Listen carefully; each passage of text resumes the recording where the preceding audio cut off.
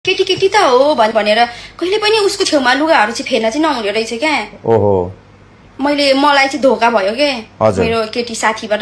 अन्त म चाहिँ लुगाहरू चेन्ज गर्दै थिएँ कि एक दिन सपिङहरू गरेको थिएँ। लुगाहरू लगाएर मलाई ठिक हुन्छ कि हुँदैन, फिट हुन्छ कि हुँदैन भनेर अन्डरवेयर र ब्रा मात्रै लाएर लुगा चाहिँ गर्दै थिएँ क्या। अनि उसले त त्यो मेरो अन्डरवेयर र ब्रा मात्रै लगाएको भिडियो चाहिँ यस्तो गरेर भिडियो बनाएर चाहिँ अनि यस्तो गरेर भिडियो बनाइरहेको थियो क्या। भिडियो बनाइरहेको थियो, दिदी भिडियो बनाइरहेको हो भने अनि होइन होइन भिडियो बनाएको छैन भने उसले मोबाइल यसो गरेर मोबाइल यहाँ तेर्छाइरहेको थियो नि त। अनि मलाई डाउट लाग्यो, अनि किन भिडियो नबनाउनु न, के हो के भएको यस्तो के अरे लुगा लगाएको छैन त्यहाँ भिडियो बनाउँदैछ होला भनेको। छैन आएर हेर छैन अरे। अन्त म गएर हेरेको त साँच्चीकै भिडियो बनाएछ है। भिडियो बनाएर पनि के गरेछ, भिडियो बनाएर पनि उसको बुढालाई, उसको बुढा भन्दा नि के भन्नु, उसको केटालाई पो पठाइदिएछ मेरो भिडियो त। उसको केटालाई मेरो भिडियो पठाइदिएछ होइन।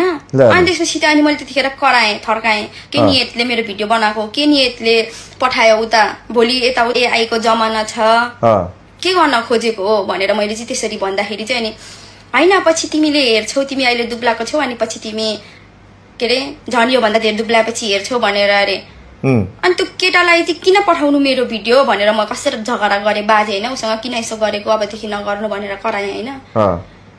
अनि त्यसपछि त उताबाट फेरि सुनाएछ होला नि त, यसो भन्यो उसो भन्यो भनेर उसको त्यो केटाले त मलाई पो उल्टै मेसेज गरेर यति थर्काइरहेको, यति मुख छरिरहेको क्या। तैँले किन त्यहाँ टचर दिन्छस्, तँलाई नेपाल आइज म ठिक पार्छु भनेर मेरो भिडियो बनाएर उता पठाइदिएको छ अनि मैले यहाँ यसरी करायो भनेर चाहिँ केटाले उताबाट मलाई मेसेज गरेर थर्काएको कि।